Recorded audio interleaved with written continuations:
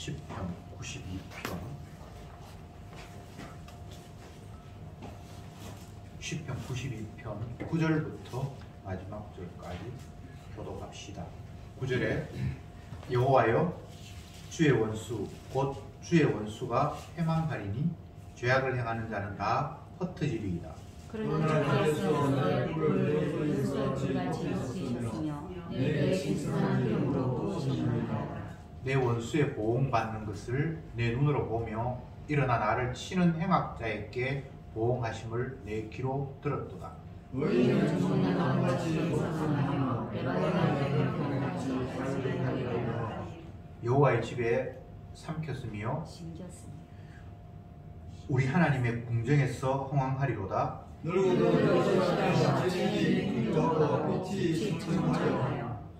여호와의 정직하심을 나타내리로다. 여호와는 나의 바위시라 그에게는 불의가 없도다. 아멘. 아멘.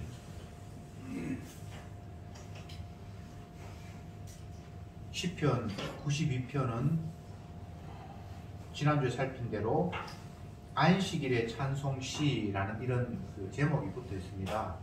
그래서 안식일에 불려졌던 노래 이렇게 이해하면 좋고요.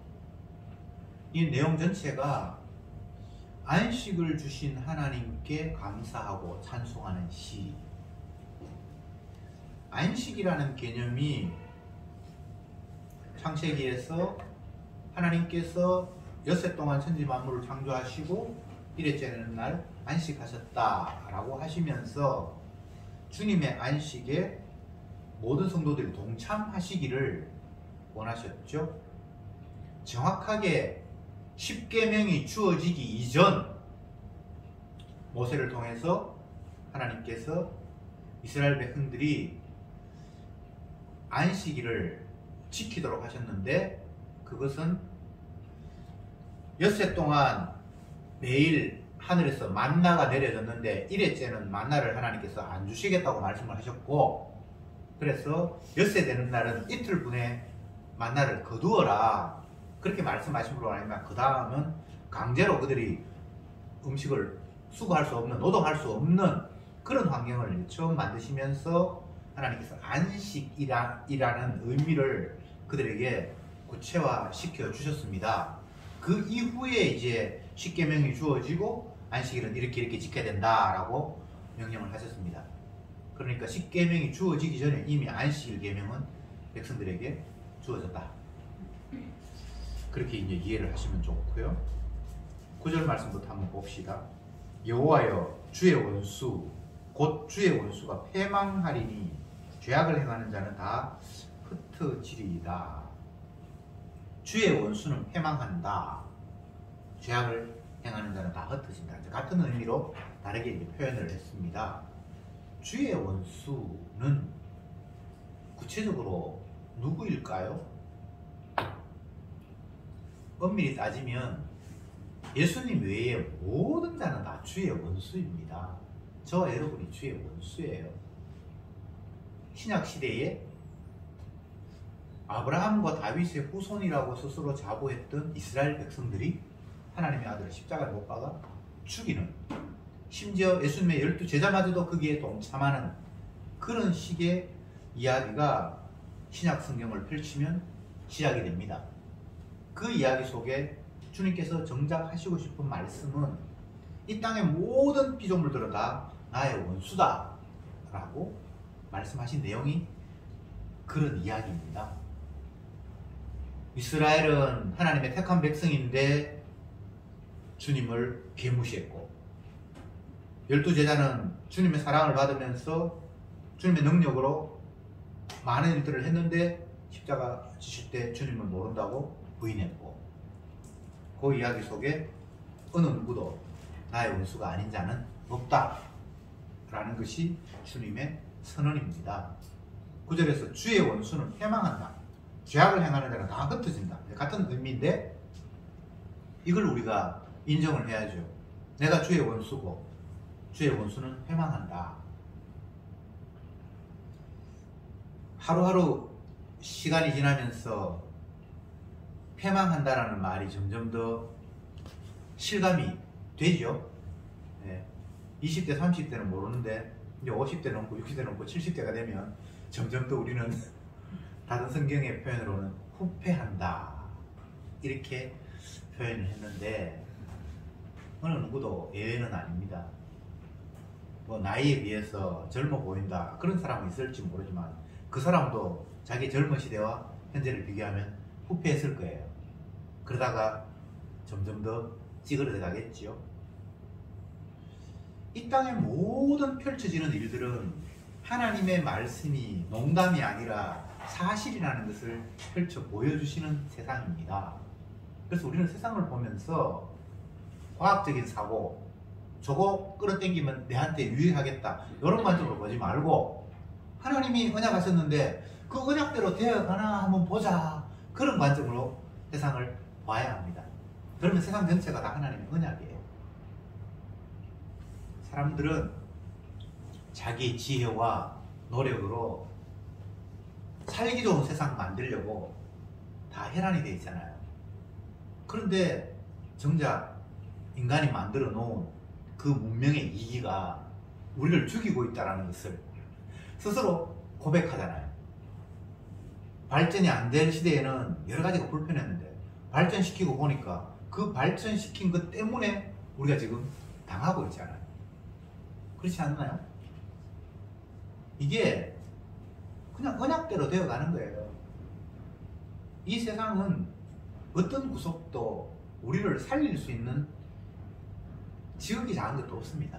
이 세상 전체는 우리를 죽이는 일에 하나님께서 다 활용하시는 거예요. 죽이기도 하시고 살리기도 하시고 그 죽이기도 하시고 살리기도 하시는 그분이 우리를 죽음 가운데 내모시면서 아직은 때가 아니야 라고 살려놓으신 환경이 오늘 이 땅에 펼쳐지는 우리의 양상입니다. 죽이기도 하시고 살리기도 하시고 두 가지가 동시에 진행을 하고 계십니다. 그런데 우리는 주님을 속 빼놓고 환경이 나를 죽이기도 하고 살리기도 하는 것처럼 환경이 하나님인 것처럼 착각하고 있잖아요. 경제적으로 안정이 되고 환경이 깨끗하고 나라가 정치가 안정이 되어서 경제 발전을 시키면 이건 살기 좋은 환경이라고 그냥 생각을 하고 반대가 되면 이건 죽을 환경이구나 이렇게 생각을 하지 그게 하나님이 죽이기도 하시고 살리기도 하시고 그 중심 자리에 하나님을 두지를 않아요. 환경이 중심이 되어 있고 그 환경을 가능하면 내가 좋은 환경으로 바꾸면 나도 유리한 삶을 살 수 있다는 이런 의식 구조를 가지고 있습니다. 이게 바로 주의 원수의 생각이고 그래서 그들은 패망할 수밖에 없는 그런 존재입니다. 주의 원수는 패망하고 10절에 그러나 주께서 내 뿔을 들소의 뿔같이 높이셨으니 내게 신선한 기름으로 부으셨나이다. 9절에는 주의 원수가 패망한다고 했고 10절에는 주께서 들소의 뿔처럼 높이시고 신선한 기름으로 부으셨다는 생명이 여기 따로 존재해요. 여기는 9절에 패망하는 주의 원수와는 좀 다른 모습이죠. 요걸 신앙인이다 나다 이렇게 집어넣지 말고 예수님이다 이렇게 집어넣으십시오. 9절은 패망한다. 하나님 주의 원수는 패망한다. 그건 나고요. 뒷부분에 주께서 뿔을 들소의 뿔처럼 높이시고 신선한 기름을 부으셨다. 그건 하나님의 아들로 그렇게 규정을 하십시오. 우리가 볼 때 하나님의 아들은 힘 있는 모습이거나 강한 모습이 아니라 힘이 나약한 모습으로 도수장에 끌려가는 짐승처럼 도살장에 끌려가는 짐승이 힘이 있으면 안 끌려갔겠죠. 근데 사람들보다 힘이 없으니까 끌고 갈 때 그냥 끌려갈 수밖에 없잖아요. 예수님의 모습을 도수장에 끌려가는 짐승 같다라고 이사야는 예언을 했잖아요. 그런데 10절에 보면 제가 이 10절의 내용을 예수님으로 보라고 그랬는데 여기에는 들소의 뿔같이 높이셨고 신선한 기름으로 부으셨다. 조금 뭔가가 아우 안 맞는 것 같잖아요. 예수님이 대단한 힘 있는 뿔로 막 공격을 하고 그렇게 하시지는 않았잖아요. 물론 기름으로 부으셨다는 말은 맞는 것 같고, 그런데 예수님이 뭐라고 말씀하셨는가 하면, 내가 사람들에게 잡혀 죽는 것이 아니라 나는 스스로 죽었다, 이렇게 말씀을 하셨어요. 아버지의 뜻이 그러하기에 그냥 그들이 끌고 갈 때 그냥 끌려가는 모습을 보였지, 예수님이 힘이 약해서 그들이 끌려간 게 아니에요. 예수님이 이런 말씀을 하셨습니다. 내가 천사를 시켜서 너희들 다 한꺼번에 멸할 수도 있다. 주님이 힘이 없는 분이 아니에요. 구약에 이스라엘 백성들이 적들에 의해서 포로 잡혔을 때에 선지자의 종은 깜짝 놀라서 호들갑을 떨면서, 선지자여 큰일 났습니다. 지금 죽으실 때가 아닙니다. 적들이 우리를 뺑 둘러쌌습니다. 그렇게 했을 때 그 선지자가, 너는 적들만 보이냐? 여호와의 군대가 이들을 뺑 둘러싸고 있는 건 안 보이냐? 라고 하면서 주여 이 종에게 눈을 열어 보옵소서, 이렇게 했던 것들을 우리는 구약의 본문을 통해서 알고 있잖아요. 예수님이 그런 능력이 없겠습니까? 예수님이 힘이 없어서 로마의 군병들에 의해서 끌려갔습니까? 힘이 없어서 유대인들이 팔아넘기는 일에 그냥 팔려갔습니까? 아니잖아요. 시편 기자는 여호와의 종 메시아가 어마어마한 힘을 가졌고 뿔을 가졌기 때문에 그분은 높임을 받아야만 합당하다. 그리고 신선한 기름으로 주님께서 그를 부으셨기 때문에 우리는 그를 찬양하는 것이 합당하다, 이렇게 이야기를 하고 있습니다. 주님은 결코 찬양받기에 모자라는 분이 아닙니다. 어떤 면에서도 다 찬양받아야 되고 존귀함의 대상일 뿐이에요. 그런데 그것으로 끝나는 것이 아니라 그 주님의 무한한 능력, 그 주님의 신선함, 기름 부음, 거기에 주님의 택한 백성들이 흡입이 돼요. 하나가 돼요. 이게 놀라운 은혜예요. 하나님은 아들을 건지셨습니다. 그런데 그 아들 안에 택한 백성이 줄줄이 사탄하고 다 붙어 있어요. 이것을 마태복음 14장입니까? 요한복음 14장입니까? 나는 포도나무고 너희는 가지니. 정확하게 본문에 어딘지 없죠. 혼란스럽습니다만 나중에 찾아보세요.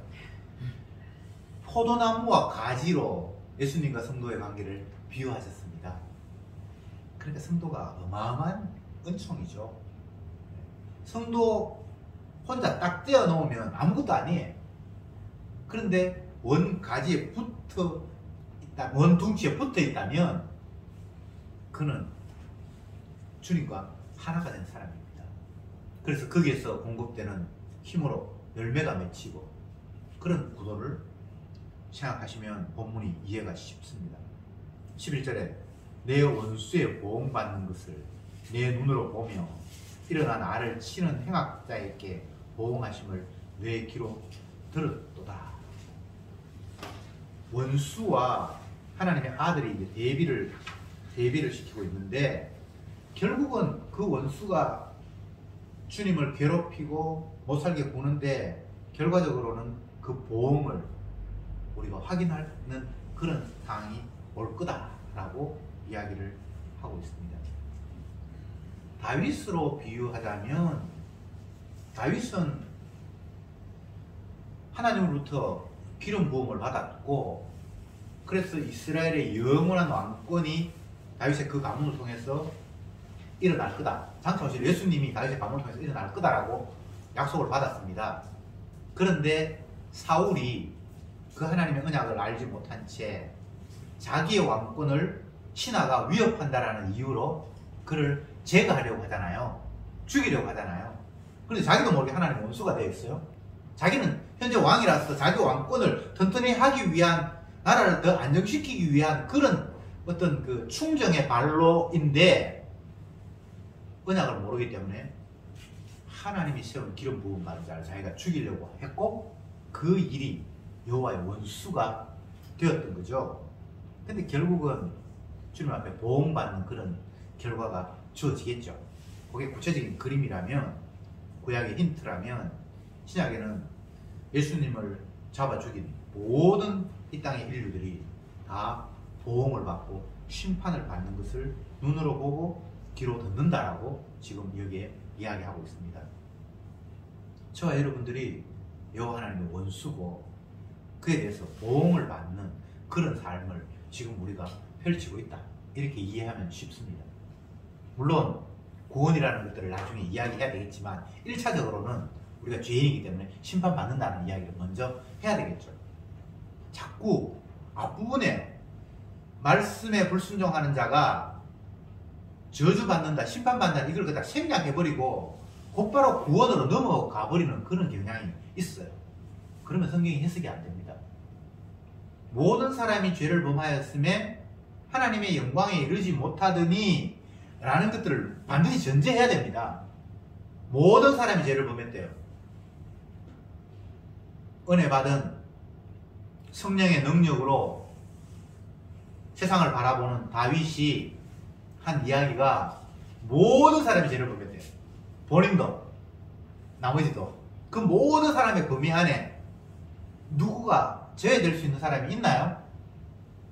하나님의 아들 예수님 말고는 모든 사람이 죄를 범하였음에 라는 그 범죄를 다 집어넣어야 되고, 결국은 그것이 여호와 하나님의 원수고 보응받아야만 되는 것에 다 집어넣어야 돼요.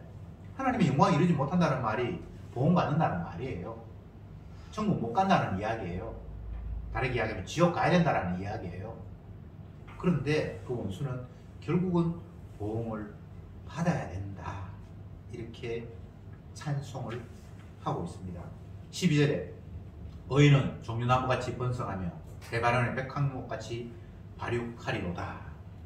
계속 우리와 예수님을 비교하고 있습니다. 의인과 죄인을 비교하고 있습니다. 의인은, 악인은 결국은 멸망하고 또 심판받아야 되고 보응을 받아야 된다. 그렇지만 의인은 종려나무처럼 번성하고 백항목처럼 발육한다. 이 당시에는 아마 종려나무, 백향목이 굉장히 이게 튼튼하고 보기가 괜찮은 그런 식물이었던가 봅니다. 보기도 좋고 쓸모도 있고, 이런 것처럼 의인은 번창하고 왕성하게 될 것이다. 예수님의 모습이죠. 13절에 여호와의 집에 심겼으며, 아까 제가 삼켰습니다. 죄송합니다. 심겼으며 우리 하나님의 궁정에서 흥황하리로다. 여호와의 집에 심겼다. 10편 23편에는 물가에 심겼다, 이런 표현이 있죠. 그죠? 예. 그리고 또 복음서에서는 내 아버지께서 심지 않은 것은 다 뽑힌다, 이런 이야기도 있죠. 반석 위에 지은 집, 이런 표현도 있죠. 다 연결해서 한번 생각해 보십시다. 어디에 심겨졌느냐, 그 바탕이 어디냐에 따라서 모든 것들이 결정되어 버립니다. 반석, 예수님 위에 뭔가가 건물이 세워졌을 때 그건 외부의 환경, 비가 오고 홍수가 나고 태풍이 불어도 흔들리지 않는다라고 이야기를 했고, 그 반석이 아닌 다른 것들은 모래라고 했는데, 모래는 반석 아닌 모든 것이 다 모래입니다. 예수님 위에 안 세워진 건 나머지 다 모래입니다. 예. 그게 뭐 콘크리트든 뭐든 예수님 반석이 아닌 다른 곳은 다 모래 위에 세워져 있습니다. 모래 위에 세우면 바람 불고 비 오면 그냥 무너진다, 이렇게 말씀하셨죠. 그것이 내 아버지께서 심지 않은 곳은 다 뽑혀 버린다라는 이야기하고 똑같은데, 여기에서 여호와의 집에 심겨졌다. 여호와의 집에, 여호와의 집에 심겨졌다라는 것은 이제는 거기는 반석 위에 세워진 거하고 똑같은 거예요. 그러니까 당연히 흥왕하겠죠. 14절에 늙어도 결실하며 진액이 풍족하여 빛이 청청한다. 어떤 세월이 가도 그 결실이 계속해서 끊임없이 일어난다. 이거는 시간의 흐름과 상관이 없다라는 겁니다. 영원하다는 이야기입니다. 그래서 마지막 절에 여호와의 정직하심을 나타내로다. 여호와는 나의 마윗이라. 그에게는 불의가 없다. 여호와는 정직하다. 불의가 없다. 이렇게 찬송을 하고 있습니다. 여호와가 정직하다라는 말은 그가 약속하시고 언약하신 바가 반드시 성취된다는 이야기입니다. 불의함이 없다라는 말과 똑같은 이야기예요. 자, 지금 이 이야기들을 우리가 전제를 가지고 받아들여야 되는데, 이 표제에서는 안식일에 부르는 노래라고 전제되어 있잖아요. 그걸 이제 의식을 안 하면 엉뚱한 걸로 이제 흘러가 버려요. 안식일, 안식. 제가 여러 번 말씀드렸습니다만, 하나님께서 천지 만물을 창조하시고 난 이후에 첫 번째 하신 이야기가 안식입니다. 그만큼 이게 중요해요. 내가 쉬었으니까 너희도 쉬어라. 이게 요구의 첫 번째예요. 피조물에게 요구하신 것의 첫 번째예요. 그 앞부분에 다른 요구가 있지 않았어요. 주님이 자기 일 하시고 첫 번째 피조물에게 요구하신 것이 내가 안식했으니까 너희도 그날에는 안식하라고 첫 번째 우리에게 주신 말씀입니다. 그러니까 중요하겠죠. 근데 중요하다라는 의미가 뭐 다른 의미도 있습니다만, 첫 번째 약속인데 이 약속은 우리가 지우거나 할 수가 없어요. 이건 영원한 약속이에요. 안식하라는.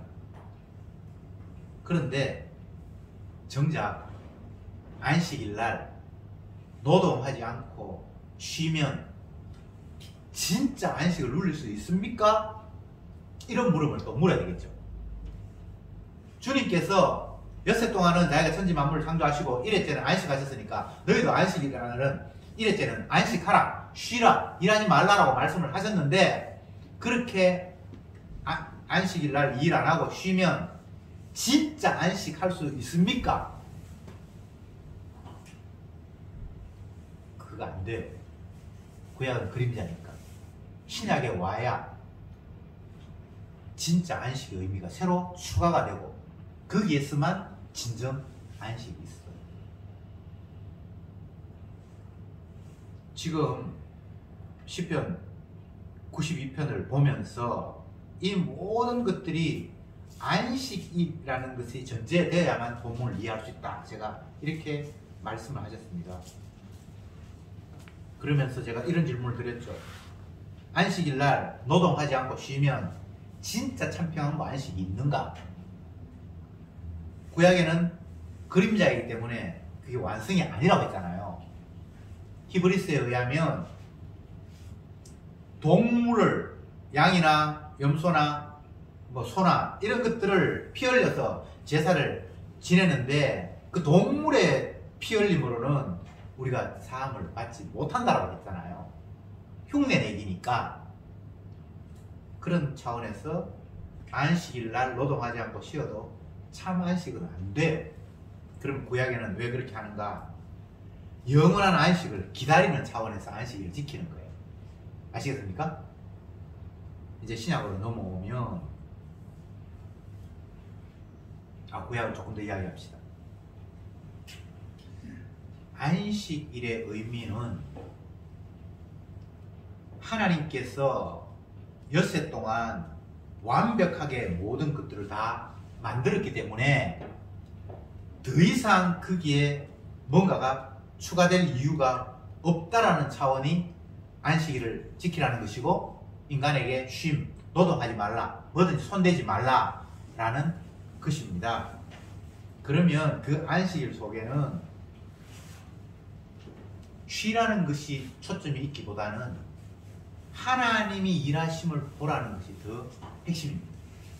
주님이 수고하셔서 완벽하게 만들어놨대, 그거 너 집중해야 돼 라는 것이 더 핵심이에요. 내가 쉬고 일 안 하는 게 핵심이 아니고, 내가 손을 발을 붙들어 매놓고 하나님이 일하셨지, 봐, 이거는 완벽하네 라는 것이 초점입니다. 맨 처음 이스라엘 백성들이 안식일을 지키는 모습이 구체화될 때에 출애굽 광야에 들어서고 하늘에서 만나를 내리고 할 때에 주님이 처음 일하지 마라, 노동하지 마라 라고 하면서 하나님이 다 하셨음을 확인하는 거잖아요. 아, 주님이 주셨으니까 내가 그냥 그저 먹네. 평일에는 주님이 주셨지만 자기가 거두는 수고는 했어요. 하루분 가서 한 오멜, 뭐 어느 정도 되는지 모르지만 몇 리터, 그죠? 새끼 먹을 그 정도를 주어 왔는데 안식일날은 그것마저도 안 했잖아요.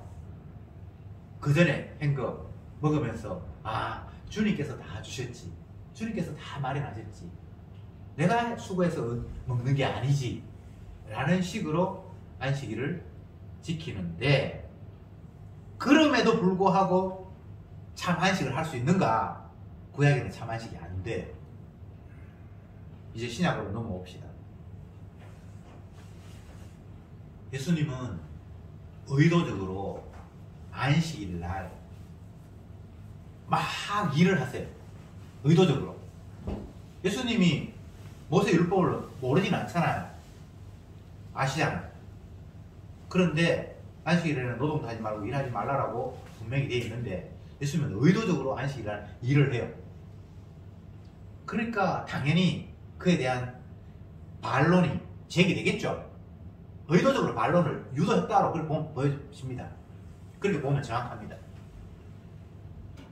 율법에 죽고 살고 하는 유대인들이 중요하다고 생각하는 계명 중에 제일 먼저 십계명이 말씀되기도 전부터 이미 주어졌던 이 계명, 안식일 계명이 하나님의 아들이라는 사람에 의해서 개무시당하고 어겨지는 그 상황을 그 종교 지도자들이 묵과할 수 있겠습니까? 그러면 안 되죠.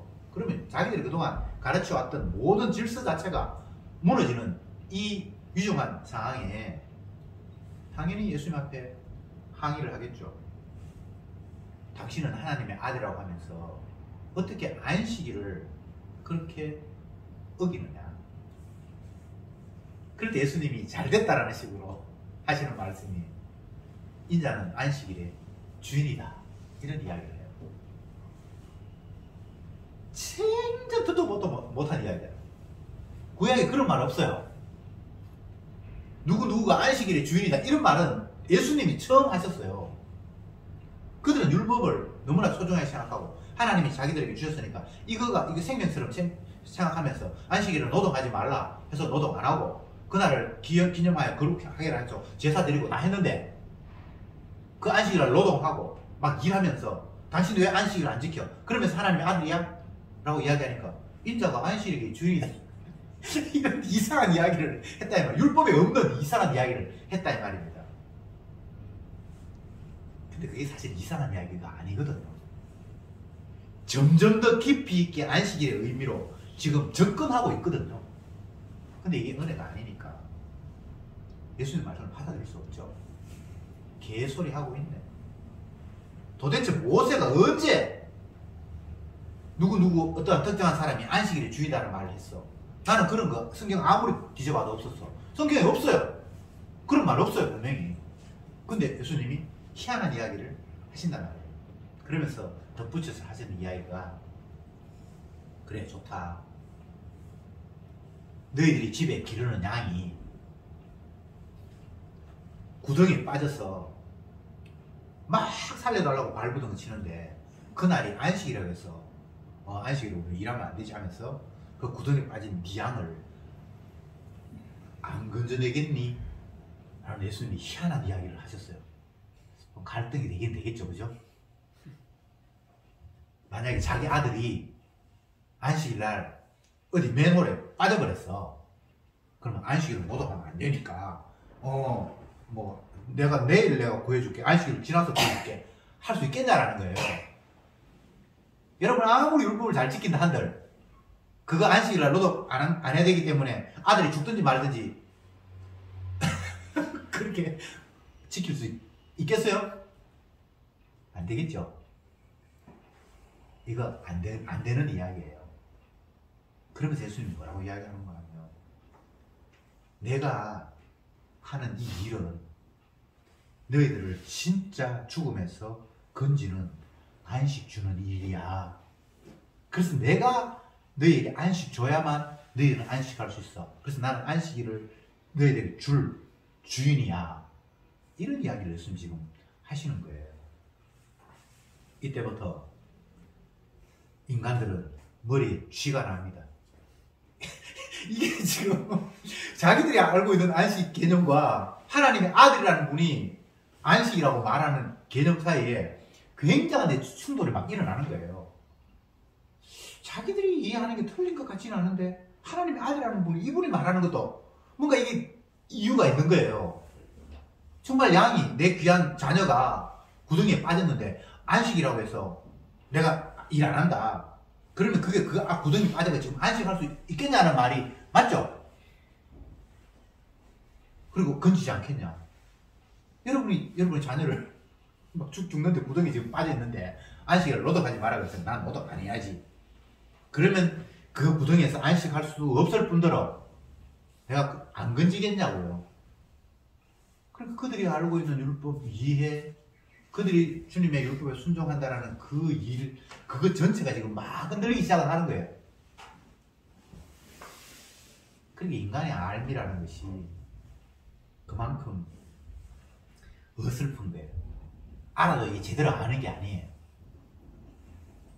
은혜가 주어지지 않으면, 주의 영이 주어지지 않으면 하나님의 말씀은 알 재주가 없습니다. 기껏 선학적인 개념으로 자기 판단으로 알을 정의할 정도밖에 안 되는 거예요. 구약의 시편에서도 이미 그런 말씀을 하셨습니다. 너희가 죄를 범했기 때문에 나의 안식에 들어오지 못할 것이다. 이런 이야기했거든요. 그러면 안식일에 노동하지 말라. 내가 여세 동안 다 만들었고 일회째는 쉽기 때문에 너희도 그날을 거룩하지 말고 안식해라. 이렇게 얘기를 했는데 또 너희들이 범죄했기 때문에 내 안식에 들어오지 못한다. 이 말은 뭔가 약간 충돌이 있지 않나요? 여러분 그런 생각 안 듭니까? 그냥 주님이 다 완성하셨고 안식일날 쉬셨기 때문에 우리가 똑같이 그 주님의 안식일날 안식하면 안식을 할 수 있다라고 우리는 그렇게 율법에 받아들였는데 또 뭔가 죄를 범하면은 너희가 내 안식에 들어오지 못한다? 앞부분에 안식일 지키라 할 때는 그 말 없었잖아요. 내가 다 모든 걸 다 완성했고 안식했으니까 너희도 같이 안식해. 그냥 그 말만 있었지 너희들이 뭐 죄를 범하면 내 안식에 들어오지 못한다는 말이 앞에는 없었잖아요. 그건 자꾸 하나님의 말씀이 뭔가 바뀌는 것 같아. 근데 바뀌는 건 아니고요. 점점 더 세밀화되면서 완성되어 가는 거예요. 하나님의 말씀이. 결론적으로 말씀을 드리면 안식의 완성은 안식일 날 노동 안 하는 것으로 완성이 되는 건 아닙니다.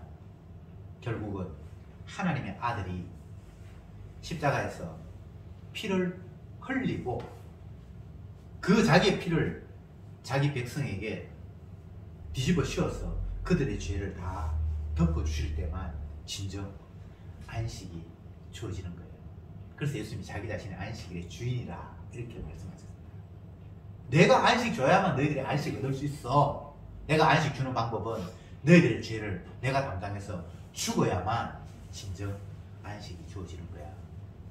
그래서 모든 개념은 다 십자가로 귀결 되도록 하셨습니다.